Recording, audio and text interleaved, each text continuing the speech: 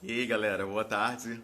É um privilégio estar aqui com vocês. Aqui é Humberto Baltar, idealizador do coletivo Pais Pretos Presentes. A gente vai falar hoje sobre paternidades e masculinidades.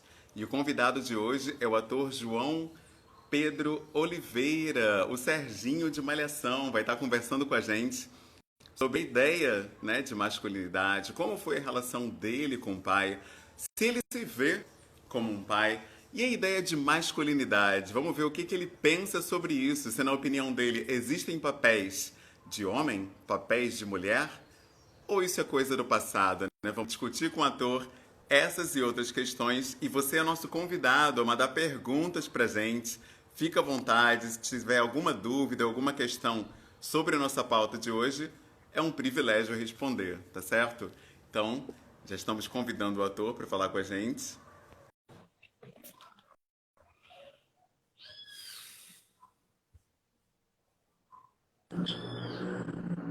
Ih, a gente combinou! Quer dizer que a gente combinou então a camisa. É isso, pô, saiu, hein, cara? Pô, maravilha! A gente veio até parecido, olha só. Pô, cara, olha só, já combinamos até a cor, ó. Combinamos a camisa, olha só.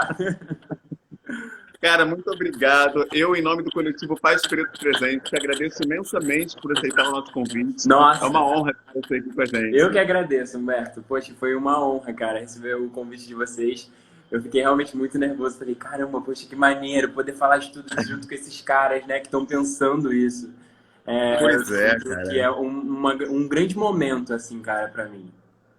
Com certeza. E a sociedade não coloca, né, no pai preto e no homem preto a sensibilidade, a ideia de que ele Sim, também pensa essas questões. Por isso é sim, importante para a gente falar sobre isso, com né? certeza. A primeira pergunta, né, que a gente sempre faz para todo mundo é se você teve, né, um pai presente, se você teve essa figura paterna na sua infância, na sua criação, como é que foi isso? Sim, eu tenho, né, até hoje um pai presente. Ele está sempre junto comigo Legal. aqui nos momentos mais turbulentos e nos momentos mais felizes também, né? A gente sempre teve essa conexão. Eu venho de uma família em que eu morava com as minhas irmãs, que eu tenho duas irmãs mais velhas do que eu, a minha mãe e o meu pai. Então sempre foi essa família tradicional, né? Mas uma família tradicional que é pobre e preta tem lá, né, os seus conflitos, tem todos esses rolês, né? Mas, poxa, eu sempre tive a presença do meu pai, sempre foi uma coisa muito honrosa para mim assim, e uma coisa também que me fortalecia na hora de eu poder auxiliar os amigos, sabe, que não tiveram essa presença paterna.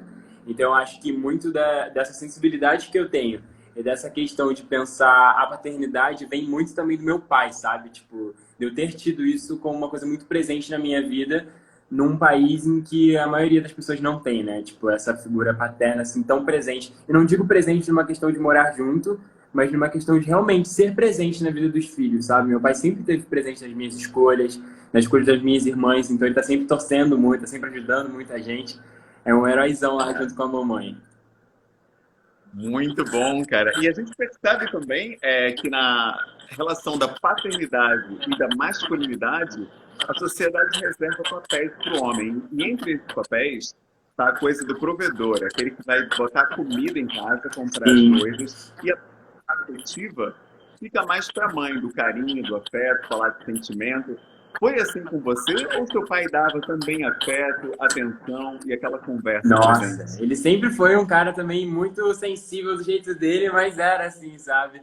Então tinha esses momentos também, cara, de afeto, esses momentos de sentar e de estudar com a gente as lições de casa. Tipo, meu pai ele sempre foi realmente muito presente, mesmo tendo que trabalhar muito para colocar comida dentro de casa. Ele e minha mãe, eles sempre trabalharam, então tipo não tinha muito essa coisa da figura da minha mãe sendo a dona de casa e o meu pai sendo o cara que trabalhava, sabe? Tipo, era tudo sempre muito dividido assim. Então, sempre tive muito essa questão do afeto e acredito que isso tenha uma grande influência, cara, na pessoa que eu sou, sabe?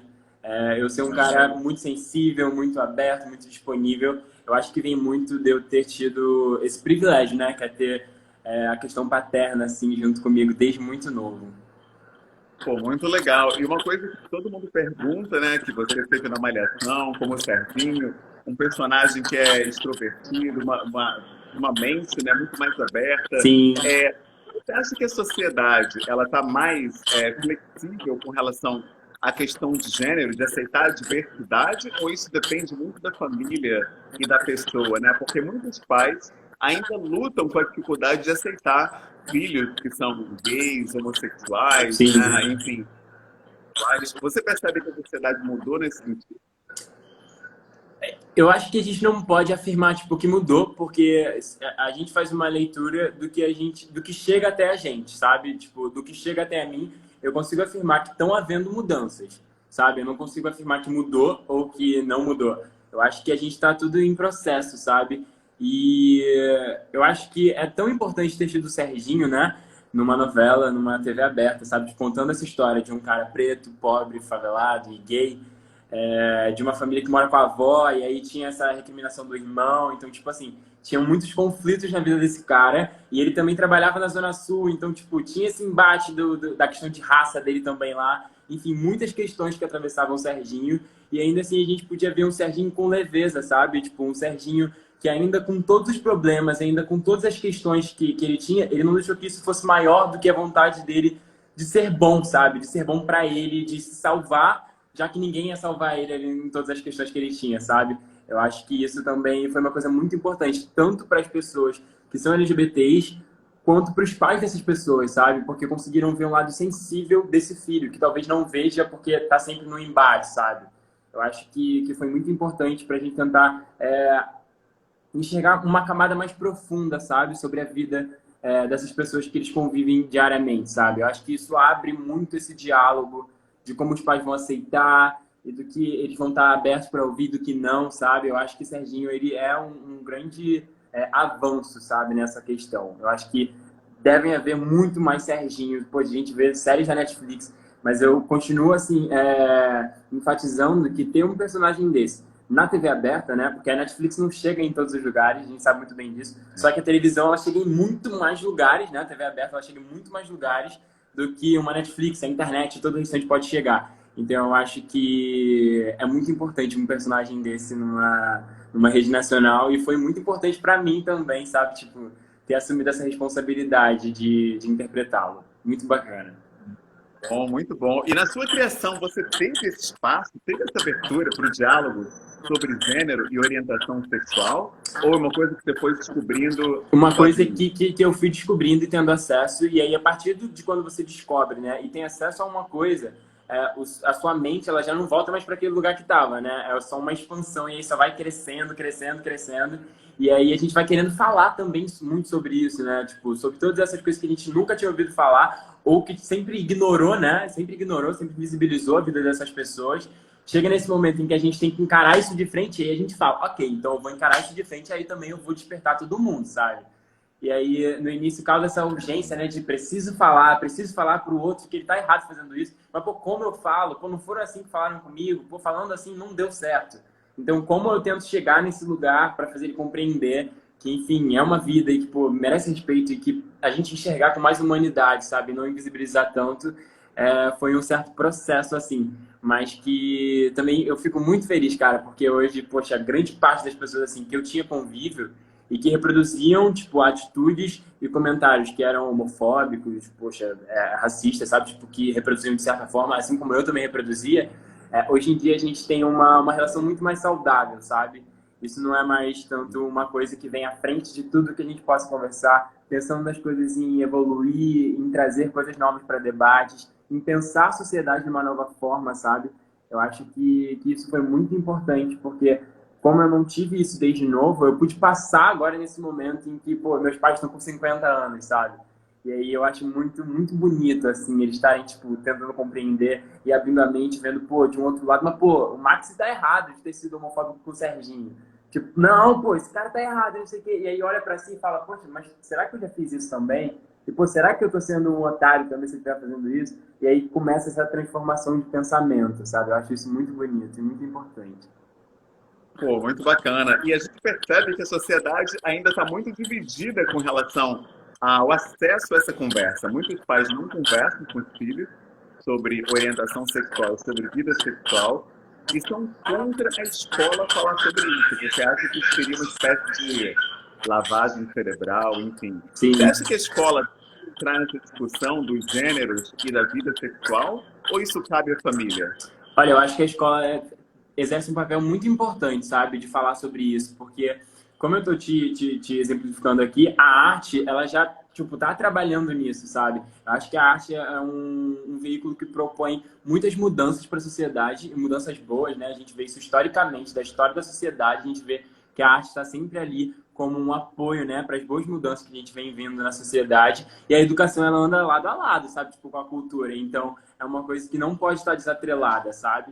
Então, eu acho muito importante, cara, que a escola exerça esse papel de falar sobre isso, né? Porque são alunos que eles têm ali, sabe? E isso não é uma coisa que descobre do nada, sabe? Cada um tem o seu momento de entender a sua orientação sexual, a sua questão de gênero, tudo isso. Só que, muitas vezes, também, isso vem desde novo. E é uma coisa que você vai tentando tirar da criança, sabe? Tentando ignorar, tentando, enfim, não, você não é isso, peraí, ainda dá tempo de mudar, o que a gente pode mudar? E aí eu acredito que não é também uma forma boa e saudável de ser feito, sabe? Eu acho que a escola, ela tendo essa intervenção, é uma coisa que promove, né, essa mudança toda que deve acontecer. Perfeito. E aí, o Edeilson perguntou aqui: você só que faz esse papel do Serginho, já encarou algum tipo de discriminação? Ou as pessoas entenderam que era uma personagem e separaram o ator da personagem? Cara, eu acho muito complexo, né, a gente falar sobre isso, porque de certa forma é o nosso rosto que está lá. Nem todo mundo entende das camadas que a gente tem que construir, de tudo, todo esse processo, né, da construção do personagem, desde a hora que a gente vai interpretar até a hora que a gente está estudando. Então, eu acho que a gente não pode. Eu acho que é até meio errado, sabe, fazer essa leitura de, ó, me colocaram nesse lugar, de tipo, ó, me falaram que eu sou homossexual. Pra mim, isso nunca foi um problema que as pessoas achassem isso, porque de certa forma eu tava lá, sabe? Tipo, era a minha imagem que tava atrelada àquilo ali. E aí causava, tipo, eu via que era uma coisa muito engraçada quando viam que eu postava uma foto com a minha namorada. E aí, quem é essa? É uma amiga sua? Pô, não é possível. Pô, você não era gay? Tipo assim, geravam sempre esses comentários, sabe? E até quando eu tava na rua, as pessoas me reconheciam, caramba, você tá com uma menina. Meu Deus, beijou! Beijou a garota! Tipo, meu Deus! E aí sempre tinham essas questões, sabe? E aí por conta da performance também, cara. Eu sempre fui um cara que eu não performo essa masculinidade que é quadrada e rujo e dessa forma, sabe? Então eu sempre gerou também um questionamento para as pessoas de, oh meu Deus, o que ele é? Será que ele é hétero? Será que ele é homossexual? Enfim, tudo isso sempre vinha muito à frente de todas as outras coisas também que eu queria falar, que eu queria mostrar, que eu queria fazer. Sempre vinha tudo isso e isso para mim era um saco. Isso para mim era um saco e até hoje ainda eu acho meio chato. Porque a gente tem tanta coisa pra falar, né, cara? E aí as pessoas colocam sempre essa questão do gênero, da orientação sexual, tudo muito à frente, sabe? E aí deixa de notar a importância das coisas que a gente tem aqui dentro, sabe? Para além da nossa questão de gênero, para além das nossas relações. Eu acho que isso fica muito invisibilizado nesse momento. E eu acho que a gente não devia agir assim.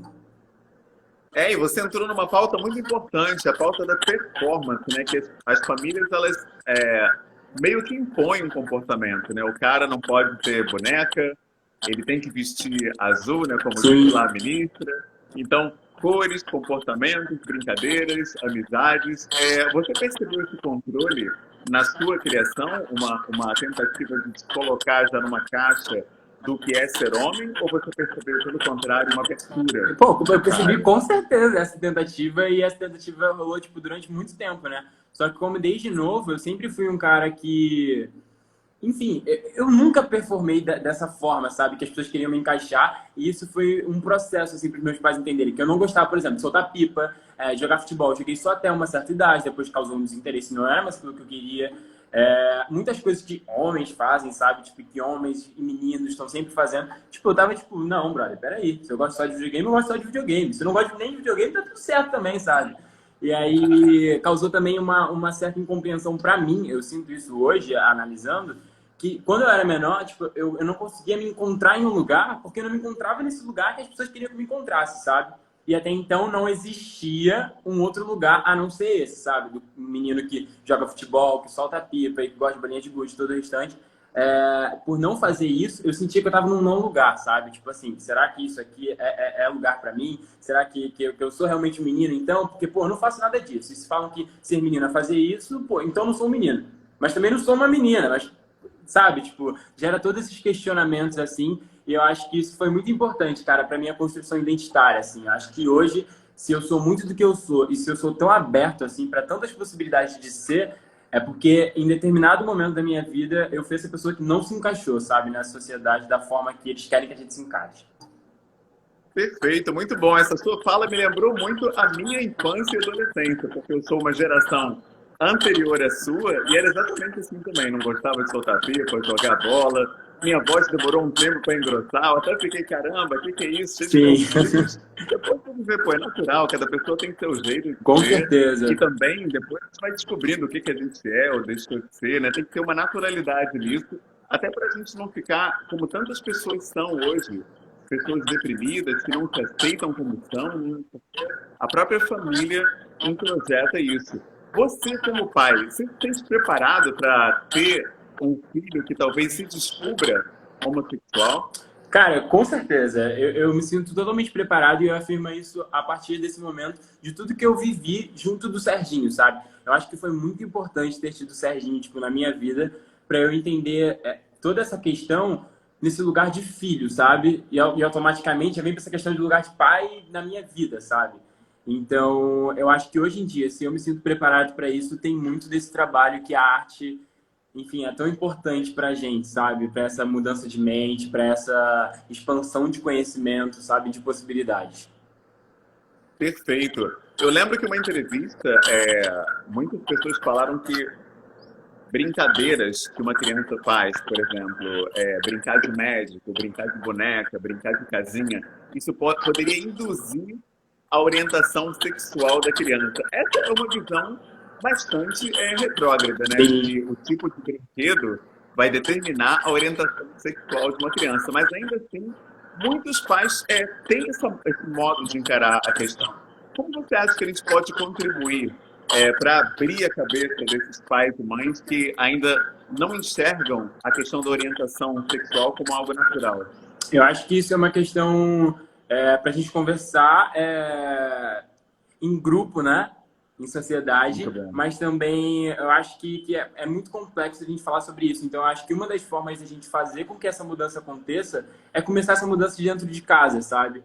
É começar a olhar para um sobrinho, para um filho, para qualquer pessoa assim que seja uma criança e não colocar tipo isso como com essas reproduções sociais que a gente tende a fazer, sabe? Eu acho que é a gente desmistificando isso, que isso deixa de ser uma questão, sabe? Eu acho que a gente faz isso dentro de casa e aí quando a gente vai ver, a mudança já aconteceu, sabe? Eu acho que é muito importante a gente começar a introduzir essas novas formas de pensamento na nossa família, entende? Eu não digo só dos nossos filhos, porque eu, por exemplo, não tenho filho, mas eu tenho, tipo, primos, eu vou ter um sobrinho. E eu acho que a partir disso, eu também consigo tecer, sabe? Tipo, esse novo pensamento, essa nova forma de pensar a sociedade e essa desmistificação, né, cara? Desses mitos que acontecem tanto aí na sociedade, pô. De que se um menino brincar com uma boneca, isso vai fazer com que ele deixe de ser um menino, sabe? Eu acho que há muitas formas de fazer e muitas formas de ser e que não são essas, sabe? E a gente tem que parar de pensar que as coisas vão acontecer assim, porque na vida não há essa metodologia toda que as pessoas juram ter, sabe? Acho que isso é uma coisa muito falha. Pelo contrário, né, cara? Se você tem um contato ali com a boneca, se você tem contato com bebês, você já futuramente, cara, você já vai estar preparado para receber aquela criança ali, você já vai olhar para aquela criança ali que você vai ter como filho, com um afeto maior, sabe? Eu acho que isso tudo aproxima muito a gente da questão da paternidade, sabe? De certa forma. Perfeito. E essa questão do afeto que você tocou é muito importante, porque geralmente, especialmente entre pessoas negras, não existe esse hábito do toque, do abraço, da palavra. E poucas pessoas tiveram o privilégio de crescer numa casa onde houve esse afeto o tempo todo, né? Esse contato. Consequentemente, quando ficam mais velhas, as pessoas também não conseguem expressar isso, né? Tem dificuldade de expressar o afeto. Sim. E aí cai também a questão da masculinidade, que diz que o homem não deve falar de sentimentos, escrever carta, ter uma ternura, isso é coisa de mulher. Você conseguiu transcender isso e expressar sua afetividade com namorada, amigos, homens? Isso é uma coisa que você ainda tem alguma resistência para colocar para fora o que você tem? Cara, eu consegui muito e hoje em dia muitos dos amigos que eu tenho, eles, tipo assim, eles sublinham muito isso, sabe? Tipo, falam, caramba, João, tipo, você é um cara que, pô, é diferente dos outros amigos que eu tenho, irmão. Porque Porque com você, a gente vai desde falar bobeira, sabe? Desde ficar rindo de coisas bobas, até esse papo sério, sabe? Tipo, de falar sobre os meus sentimentos. Pô, tem muitos amigos que sempre recorrem a mim e falam, pô, João, pô, não sei o que eu faço. Cara, enfim, se eu chorar aí, me desculpa, mas, pô, então eu sempre fico nesse lugar, sabe? De, pô, o amigo que tá aqui e que, pô, não vai te julgar por você chorar, por você se sentir traído de alguma forma, se você se sentir mal, se você não tiver com a sua autoestima em dia e por conta do seu cabelo, de alguma coisa assim, que homens, tipo, nessa performance de heterossexualidade, dessa masculinidade tóxica, iam rir, iam caçoar, sabe? Tipo, eu não sou zero esse amigo, pra mim, acho que essas coisas estão, tipo, 1000 anos à frente, assim, na minha cabeça, mas também não julgo as pessoas que não estão, porque isso é uma coisa que a gente tem que começar a discutir. Então, eu acho que discutindo com esses amigos, debatendo com pessoas que são próximas a mim, a gente vai avançando, sabe, gradativamente. É isso que eu tô te falando, de mudanças que precisam ser sociais, mas que se a gente começa do nosso vínculo, sabe, afetivo que a gente tem, das relações que a gente tem com as pessoas que estão próximas da gente, a gente já muda muita coisa, sabe? Muito bom, muito bom. E você tocou numa pauta importantíssima, que é a masculinidade tóxica. A gente percebe que muitos homens discordam desses termos, dizem que isso não existe e que o homem tem que abraçar sua masculinidade mesmo, o homem tem um jeito de ser e a sociedade tem que aceitar isso. Como é que você vê essa questão? Existe uma masculinidade tóxica e o que é isso, afinal? Nossa, eu concordo muito que existe. Na verdade, acho que só existe e a gente começa a analisar isso a partir do momento que a gente olha para os nossos comportamentos como homens, sabe? Eu acho que isso não deve se partir muito olhando para o que o outro fez ou para o que o outro faz, mas sim para o que a gente faz enquanto homem. E se isso condiz com o que é ser homem, sabe? Eu acho que a gente tem que trazer sempre essa questão desse pensamento sobre o que é masculinidade e se existe uma masculinidade tóxica a partir do nosso comportamento. Eu acho que se a gente pega para ter essa conversa a partir do comportamento do outro, a gente acaba sendo falho, porque a gente continua reproduzindo as possibilidades tóxicas que a gente tem de comportamento e a gente deixa de olhar pra gente. E a mudança vem através da gente, sabe? Eu acho que não é um apontando o outro, mas um reconhecendo o que há em si e aí debatendo com o outro, sabe? Que também tem as suas problemáticas, que também tem as suas dificuldades. Porque eu digo, é uma dificuldade, sim, você sair de tudo isso que estruturalmente, cara, no nosso país, na nossa sociedade, assim, vem enraizado, sabe? Eu acho que é muito difícil a gente ir nessa contramão. Tem muitas coisas que vêm com a gente fala, chega uma hora que a gente fala, cara, eu tô cansado, tipo, isso não tá, será que isso não tá funcionando? Porque, às vezes, as pessoas com quem a gente vai se relacionar, elas não estão preparadas, sabe, para esse homem que chegou e não performa como aquele cara que essa pessoa tava junta, sabe? Ou como o pai dessa pessoa. E aí, peraí, pô, causa um choque, sabe? Tipo, pô, ser homem é isso, pô, mas se meu pai foi isso pra minha vida inteira, se meus tios foram isso pra minha vida inteira, se o meu ex-namorado foi isso pra minha vida inteira, por que esse cara tá agindo diferente? Não, peraí, então ele não deve ser o cara ideal. E aí a gente acaba começando a se questionar sobre os nossos próprios comportamentos, sabe? Eu acho que isso não é uma coisa que também deve ser feita, eu acho que é uma coisa que deve ser sempre repensada, sabe? Porque aí acaba chegando nessa de, então eu vou performar essa masculinidade tóxica mesmo, porque é dessa forma aí que eu vou conseguir me relacionar com as pessoas. Quando na verdade não. Eu acho que tanto a gente começando a debater sobre isso, a discutir sobre isso, e a trazer isso para a sociedade, e não só para homens, envolver as mulheres também nesse debate, sabe? Da mesma forma que o feminismo e o mulherismo, ele está envolvendo a gente também, eu acho que isso deve ser envolvido, sabe? Eu acho que a gente tem que conversar isso, até porque a gente também vê muitos dos comportamentos maus que a gente tem, ou os comportamentos errados, né, bem dizendo, através do que as mulheres falam, sabe? Então eu acho que isso tem que ser uma coisa que chegue junto, sabe, num lugar. E que não seja resolvido com tanto absolutismo, sabe? Tipo, é isso e acabou. Eu acho que sempre que a gente chegar num ponto em que a gente achar que acabou a conversa e que tá tudo certo, a gente tem que repensar para ver se não faltou alguma coisa, sabe? Pô, muito bom. E a gente percebe que a sociedade diz que o homem ele tem que coçar o saco, pegar todas as mulheres, não falar de sentimentos, Sim. tem que trair, porque um cara que de uma mulher só é um trouxa, é um otário, um mané. Então, para você, cara, se libertar de todas essas correntes, essas concepções que jogam na gente. Você fez curso de masculinidade, leu alguma coisa, conversou com alguém? Como é que foi essa libertação tua, afinal? Olha, tiveram pessoas que foram, tipo, muito, muito influentes, assim, na minha vida. E João Marcos Bigon, que é um grande amigo meu, ele é professor de história, ele também fala muito sobre masculinidade. Antônio Valente também, que é um amigaço também, que fala também sobre masculinidade nesse lugar de um homem que é preto e gay. Pô, teve o Caio César, de Caio, não sei se você conhece. Porra, também contribui bastante, assim, sabe, nesse processo. E eu acredito que de tudo o que eu já tinha desconstruído, porque nunca fui uma pessoa que performou dessa forma, eu acho que só foi potencializado e avançou para que eu me desconstruísse cada vez mais quando eu tive contato com esses homens, sabe? Com tudo que esses caras estavam pensando e falando, entende? Eu acho que é muito necessário, por isso que eu te digo, é muito necessário a gente sempre trazer o debate de uma forma muito plural, sabe? E um debate que também ele seja acessível, porque também não adianta nada eu vir com as minhas palavras rebuscadas, todos os meus estudos, e isso não ser acessível para uma pessoa que é favelada e que não teve acesso da mesma, tipo, linguagem que a minha, sabe? Que é uma linguagem acadêmica. Eu acho que a gente tem sempre que pensar em formatar esse diálogo, né? Em formatar essa linguagem nossa para que ela seja acessível para várias pessoas, sabe? Meu pai, pô, meu pai terminou os estudos, mas ele possivelmente pode ter um cara que não terminou. Isso deve ter que chegar, cara, desde o pedreiro, o cara que faz obra lá, pô, que não estudou para aquilo ali, mas que talvez pode ter estudado também, até um cara que é PhD, sabe? Tipo, em alguma coisa. Eu acho que a gente tem que ter uma fala que seja muito plural, assim.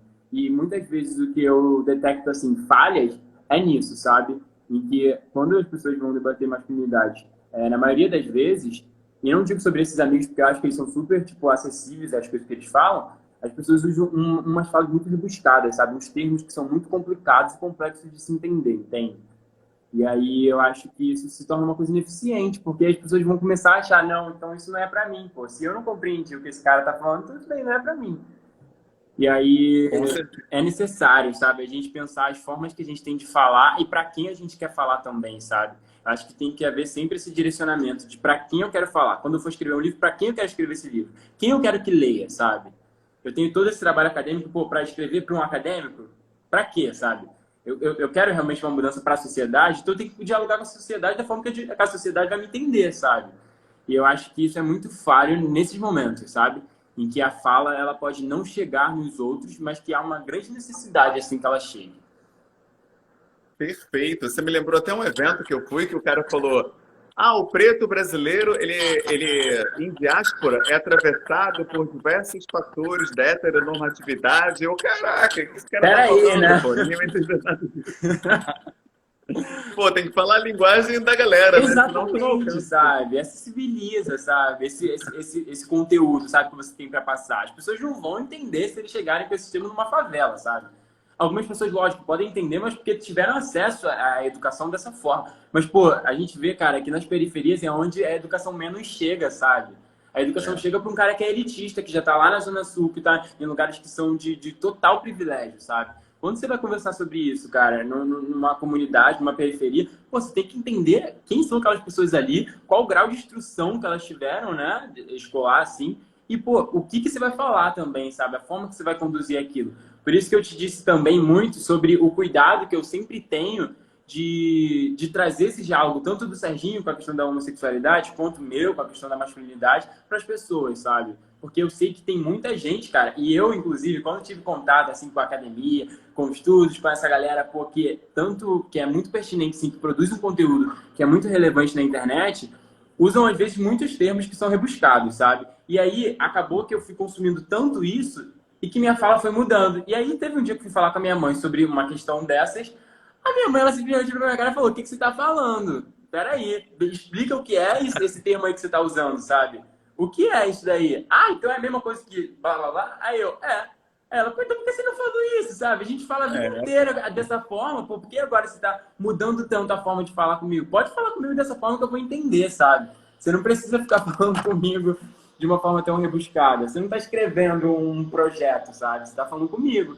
Então, eu acho que isso foi muito também esse insight, assim, que eu tive na cabeça para falar, não, peraí, então os caras também estão errando, sabe?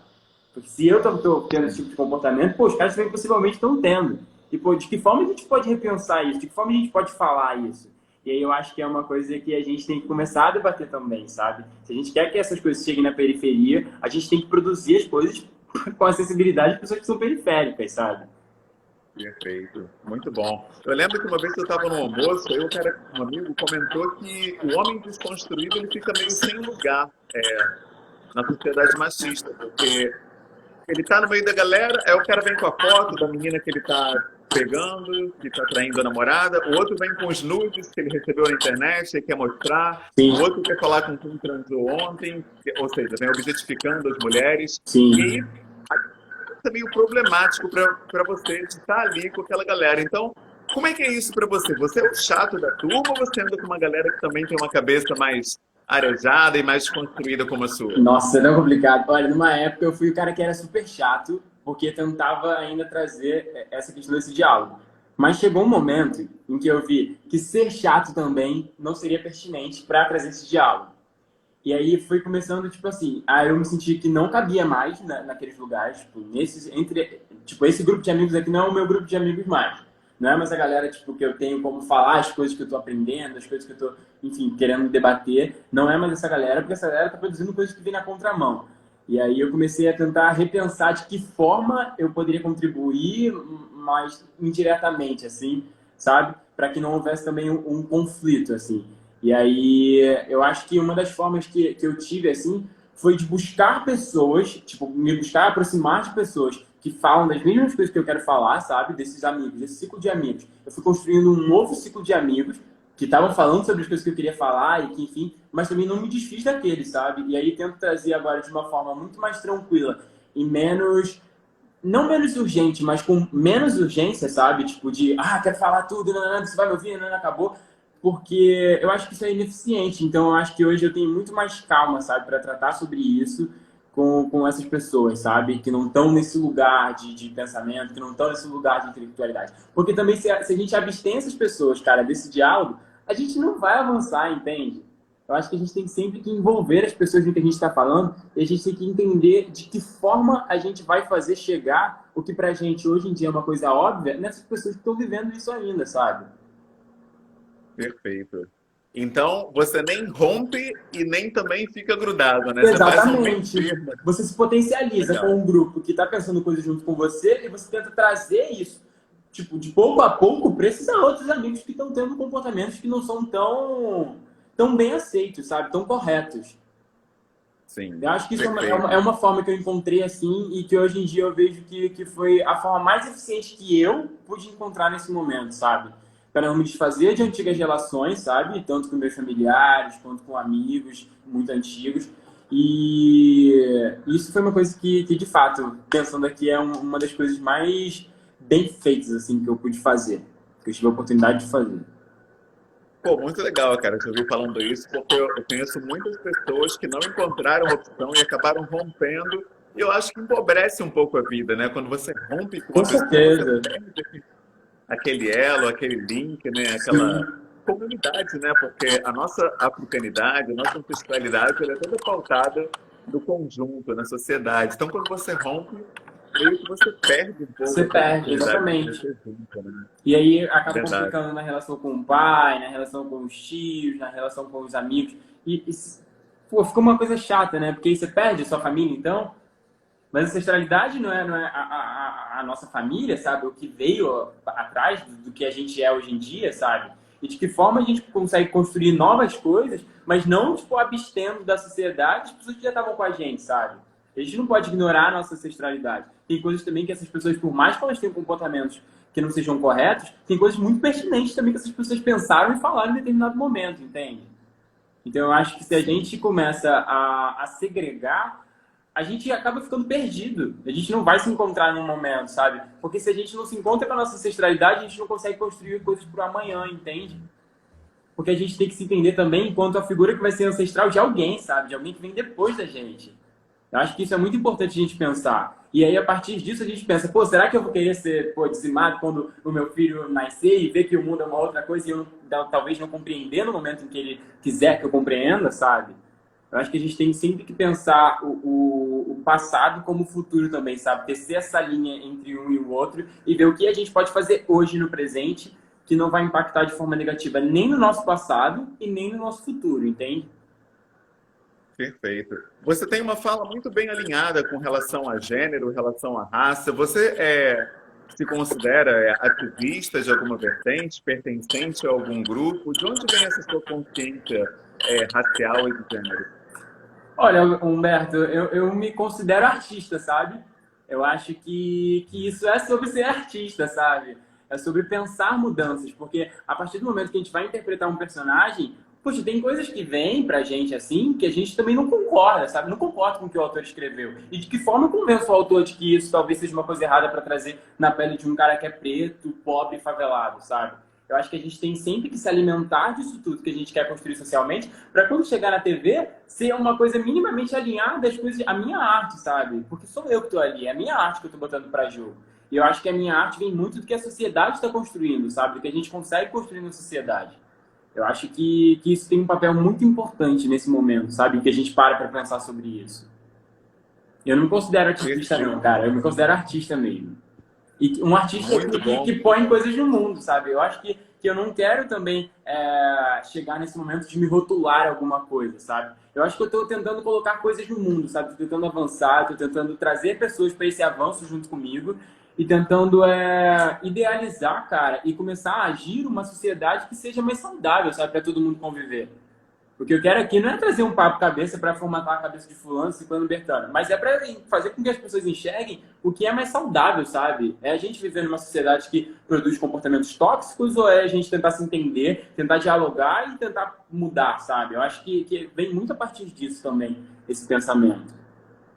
Perfeito. E com relação à questão racial, você acha que é possível viver em harmonia brancos e negros, ou a pessoa deve buscar estar entre negros em relacionamento romântico, em relacionamento de amizade? Como é que você vê isso? Olha, eu acho que a gente romantiza muitas vezes, a gente tem uma tendência a romantizar, né, essa questão do afrocentrismo e da relação entre pessoas pretas.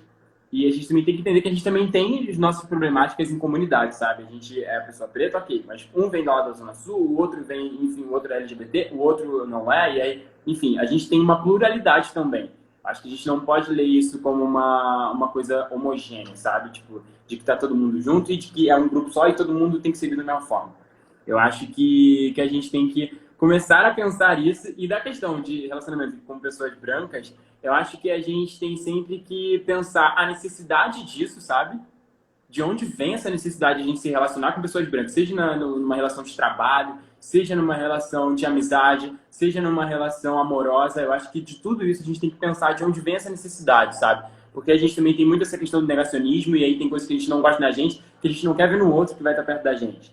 Talvez a gente não queira se relacionar com uma mulher preta porque a gente nem se aceitou ainda, sabe? Nem se enxergou ainda. Às vezes a gente invisibiliza a nossa mãe nesse lugar de mulher preta. A gente não racializa nem a nossa mãe e a partir disso as nossas expectativas vão sempre colocar essa gente branca, sabe? Que são vistos socialmente, eles se colocam, né, socialmente como os salvadores de tudo, né? As pessoas mais perfeitas da sociedade, quem sempre pensa que sempre está lutando, só que na verdade não. A gente vê que não é isso. É um monte de gente se colocando no lugar de superioridade, quando na verdade estão escravizando, sabe? E colocando, perpetuando a escravidão até hoje, sabe?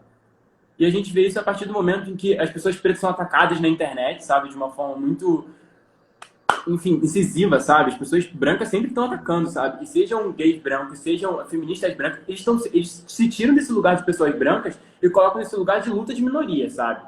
Eu acho que eles pararam de racializar a existência deles em algum momento e por isso querem falar com a gente igual para igual, que na verdade não, irmão. Você tá 300 anos à frente da gente, porque, porra, teve um processo de escravidão, entende? Ai, meu Deus, tá descarregando, mas vai segurar. E aí, eu acho que, nesse momento, eu acho que o que a gente tem que pensar é isso. Tipo assim, o que a gente quer com essa relação? O que essa relação beneficia pra gente? Quais as problemáticas que envolvem essa relação? Sabe? E se isso é saudável pra gente de certa forma. Eu não tô acreditando quem tem que palmitar e quem não tem, e, enfim, todas essas coisas.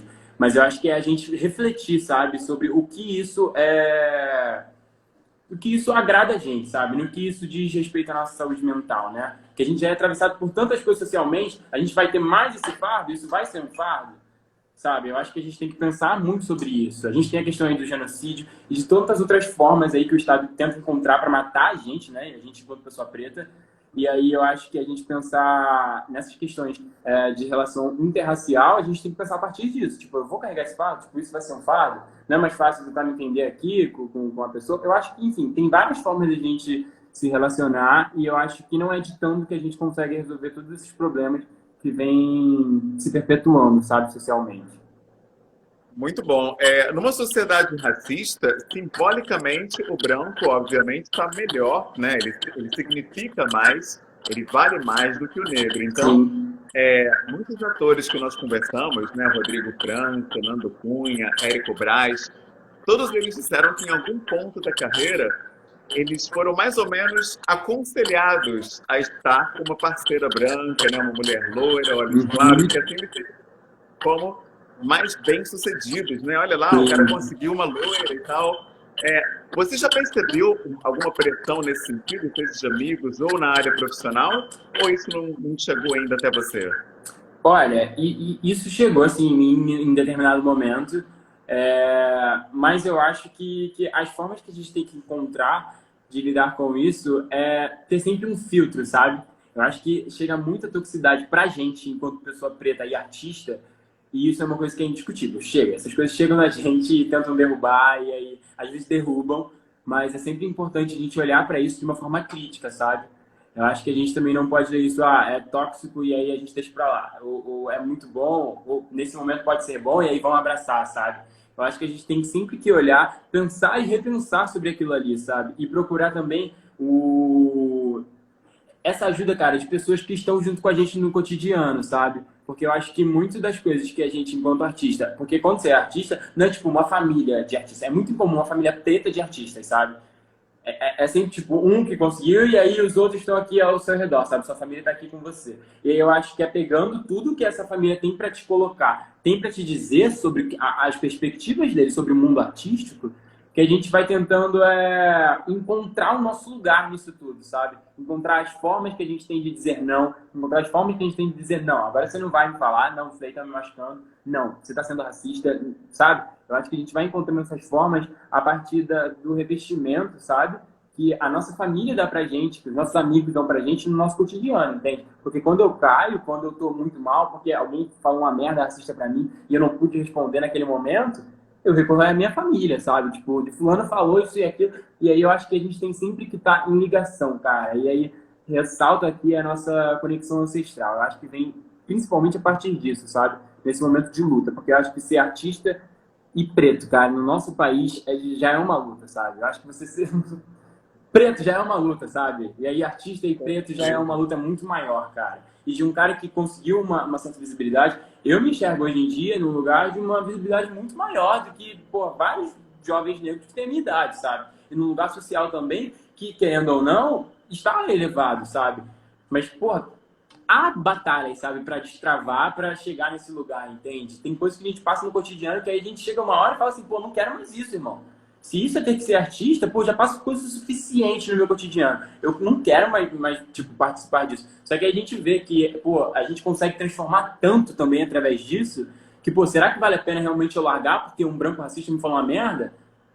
Será que isso seria o cara tá vencendo, sabe? Essa coisa toda? E eu acho que a gente tem sempre que repensar isso tudo. Muito bom, muito bom. E a sociedade racista, ela tira a humanidade da pessoa negra, né? A pessoa negra, ela é algo a ser consumido. Sim. Então, o corpo negro, ele é mais ou menos um bem de consumo. E não só o corpo negro feminino, mas também o masculino. E aí isso leva à questão da hipersexualização, né? A mulher negra, ela não é olhada no seu talento, nas suas capacidades, qualidades, só na questão sexual e da aparência. Então, como é que você faz para lidar com essa hipersexualização do corpo negro, né? A gente percebe que você posta uma foto na praia e a galera enlouquece e tal. É natural, isso é uma coisa que tem que tomar cuidado. Como é que você lida com essa hipersexualização? Nossa, eu tento me preservar, cara, o máximo possível, porque querendo ou não, a gente vai ser atravessado por essas coisas. A gente vive numa sociedade que tem tantos vários comportamentos que são tóxicos, né? Eu acho que nessa questão da hipersexualização, eu, por não ser esse cara que é de um padrão negro de ser, sabe? Porque eu acho que não existe um padrão assim pra gente ser, mas um padrão negro de ser, essas coisas não chegam tanto aqui em mim, sabe? Eu não sou um cara que é super malhado, que tem esse físico atlético e tal, então a tendência dessas pessoas chegarem no meu perfil é muito menor do que no perfil de um ator que é negro e que performa dessa forma, sabe? E que tem esse corpo, sabe? Eu acho que eles estão sempre num lugar de agressividade, tipo, recebida dos outros, que é muito maior. Tiveram situações assim em que chegaram e me minimizaram. Tipo assim, irmão, que isso, sabe? Tipo, meu corpo não é um domínio público não pra você chegar aqui e meter a mão, sabe? Eu acho que as pessoas também chegam nesse lugar de se sentir muito donas do nosso corpo, sabe? Eu acho que eles têm essa questão de... Eles acham que eles são... que a gente é pertencimento deles, sabe? Tipo, quando na verdade não. Tipo, o nosso corpo não é domínio de vocês, tipo, o nosso corpo é nosso. Tanto nessa questão do cabelo também, que as pessoas querem tocar. Gente, pra quê? Pra quê, sabe? E chega sempre nesse lugar de o seu cabelo, o seu corpo inteiro é meu, eu posso tocar ele a hora que eu quiser, sabe? Quando na verdade não, irmão. Eu acho que as pessoas brancas têm muito essa tendência a ter esse tipo de comportamento, cara. E nessa questão da hipersexualização, eu acho que, enfim, é muito difícil, cara, é muito complexo, porque às vezes é dessa forma que chamam a gente para trabalhar, sabe? Às vezes é por conta do nosso físico atlético que chamam a gente para trabalhar. Eu, por não gostar disso, por não me aproximar disso de certa forma, por não sentir a necessidade de ter que, enfim, viver assim, eu sempre tive muito distante, sabe? Já tive várias questões assim com a minha estética, por eu ser um cara magro e alto e preto e isso não ter tanto lugar assim no mercado, sabe? Tipo, é muito mais o cara que tem um físico atlético do que o cara que é magro e alto, sabe? Enquanto uma pessoa preta. É muito incomum a gente ver. E aí, diga-se por Michael B. Jordan, todos os caras que estão aí, cara, não, tanto mais enfatizados assim na mídia, sabe?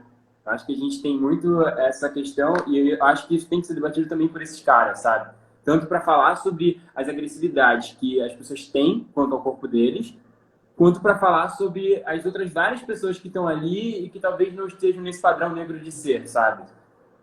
Eu acho que é uma Sim, coisa muito bom. que tem que ser muito, muito debatida e muito pensada, assim. Não é uma coisa que a gente chega e resolve em 10 minutos, sabe? Porque tem vários pontos de vista, assim, tem várias experiências também de vida que essas pessoas trazem e eu acho que se torna até meio perigoso, sabe? E injusto a gente querer tratar só eu da minha parte enquanto um cara magro e alto e que talvez não seja chamado para um trabalho porque não tem físico atlético. Aquele cara que tem o físico atlético, ele tá sofrendo agressões, irmão. Peraí, sabe? Tipo, eu acho que a gente tem sempre que pensar também na perspectiva do outro, sabe? Se colocar no lugar do outro e ver, o que que esse outro passa? O que que eu passo, sabe? Em que momento a gente pode chegar numa conclusão a partir do que a gente começa a debater sobre isso e mostrar isso para o mundo, sabe? Eu acho que a gente tem que pensar essas coisas juntos, nunca é abstendo o outro do diálogo. Perfeito. E você faz terapia ou algo assim para lidar com tantas pessoas desejando você ao mesmo tempo e manter um relacionamento, um namoro? Ou você sozinho dá conta do recado? Cara, tem a questão da terapia, mas também tem essa questão dessa não performance, né? De uma masculinidade que é essa mais idealizada pelas pessoas. Do cara que tem uma namorada e que outra mulher vai chegar pra ele e vai falar oi e ele vai, sabe? Tipo, eu não sou nem um pouco esse cara. Na verdade, eu nunca fui. E pra mim, tem esse resguardo porque eu nunca tive esse tipo de atitude e comportamento. Meus pais, eles sempre falaram, cara, pra eu olhar pras mulheres como eu olhava para minhas irmãs. Eu tinha duas irmãs mais velhas do que eu. Então isso sempre foi uma coisa muito pra eu me segurar, sabe? E não me segurar nesse sentido de não fazer coisas que eu tenho vontade de fazer. Mas de prestar atenção que o que eu faço é o que as pessoas também podem fazer com as minhas irmãs, entendeu? Então eu acho que também vem muito disso, cara, dessa presença feminina muito grande dentro de casa, de ter convivido muito mais com as minhas irmãs do que muitas vezes com o meu pai e com a minha mãe, sabe?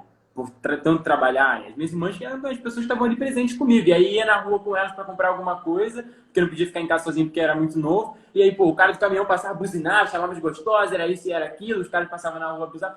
Isso me causava um ódio, irmão. Sabe? Uma criança pequenininha assim, com um ódio maior do que ela. Era exatamente eu quando essas coisas aconteciam. E aí eu acho que isso foi muito influente, sabe? Nesse lugar de eu pensar no que eu deveria fazer futuramente e no que não, sabe? Então isso também nunca foi umas atitudes assim que eu tomei. Então para mim é muito mais tranquilo para lidar. E sim, eu faço terapia, mas eu acho que tem tantas outras coisas muito mais profundas assim em mim para tratar na terapia do que, tipo, não fazer possível para as mulheres na rua, sabe? Perfeito, muito bom. E o tema, né, da live, masculinidade e paternidades, algumas pessoas até estranham paternidade no plural, mas até mesmo um sobrinho que você acompanha desde a gestação já é um exercício de paternidade. Você se vê como esse tio babão, esse tio Com coruja que vai certeza, estar com presente certeza. ali? Ou não é muito a tua praia? Com certeza, Humberto. Humberto, eu sou um cara super sensível, assim, cara, super afetuoso também. Então, pô, qualquer coisinha eu choro. A minha irmã, ela disse que, tipo, ela chegou e aí contou pra gente, eu já fiquei, meu Deus, eu não sabia o que eu sentia, porque, caramba, era o primeiro filho dela, pô, era o primeiro sobrinho meu, pô, o primeiro neto de minha mãe, tipo, muitos primeiros, assim, sabe? Muitas primeiras vezes, assim, pra todo mundo. Então você fica meio perdido com aquele sentimento. E aí a gente vai.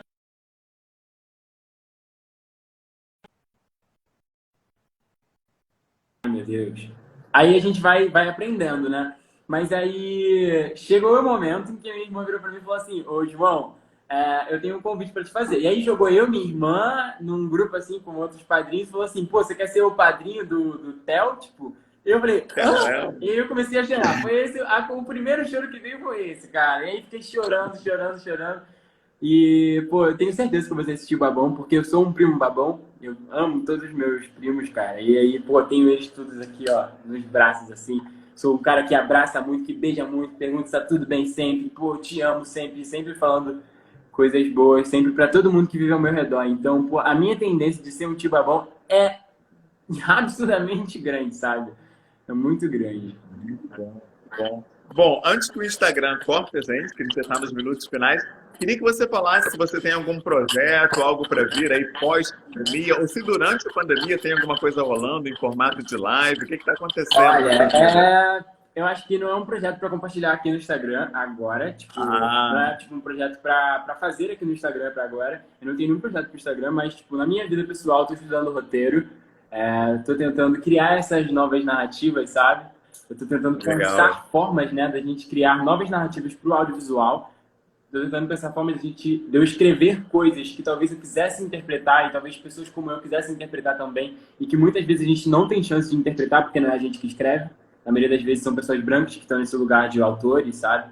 E de diretores. Então, estou tentando pensar novas formas de a gente produzir audiovisual da gente pra gente, sabe? Então, estou começando estudando roteiro e aí a gente vai aprofundando as coisas, né? Muito bom, cara, muito bom. Eu te agradeço imensamente pela disponibilidade, pelo tempo. Eu pedi meia hora, ficamos quase uma hora aqui. Quase uma Muito hora, obrigado. exatamente. Você ajudou muitas pessoas que acompanham a gente. Estamos recebendo diversos agradecimentos aqui Pô, pelos maravilha. comentários, pela pauta. E aproveito para te perguntar se a gente pode salvar essa live para deixar no Com Instagram certeza. TV e no nosso canal do YouTube. Com certeza, pode subir pro canal, com certeza, que eu vou querer assistir depois também, porque eu acho que a gente também aprende muito quando a gente fala sobre as coisas, sabe? Eu acho que a gente torna muito real os nossos pensamentos quando a gente bota eles pra fora, quando a gente fala. Então eu também posso estar aprendendo muita coisa agora falando as coisas aqui pela primeira vez, sabe? Pensando as coisas aqui pela primeira vez. Então eu acho muito pertinente a gente subir lá pro canal, deixar salvo aqui no Instagram para todo mundo assistir e pra gente poder assistir também e ver o tanto de coisa boa que a gente acabou tirando dela. Tamo junto, cara. Aproveito para te fazer um convite também. Tem um link no nosso perfil aqui do Instagram. Se você puder, se cadastra lá e deixa sugestões de pauta para a gente discutir nas Com próximas certeza. lives. Que eu percebo que a galera tem crescido muito com as coisas que as pessoas vêm trazendo, Sim. inclusive as que você trouxe. Então, deixa umas dicas lá para a gente ir melhorando cada vez mais. Nossa, com certeza, Humberto. Valeu, tamo junto, irmão. Obrigado, Muito obrigado, abraço. irmão. E obrigado para todo mundo aqui que acompanhou, né? Valeu, tamo junto. Um beijo. Valeu.